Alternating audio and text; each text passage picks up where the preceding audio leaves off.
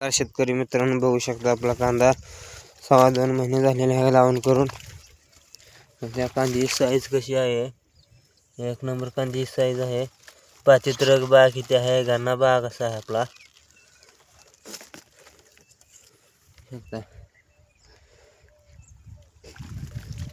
एक level size आहे समजा कांद्याची एकसारखा. बघू शकता कुठेही कमी जास्त नाही. 23 तारखेची लागण आहे आपल्या कांद्याची. 2.25 महिने व्हायचे असतील, 1-2 दिवसांनी होतील 6 महिने.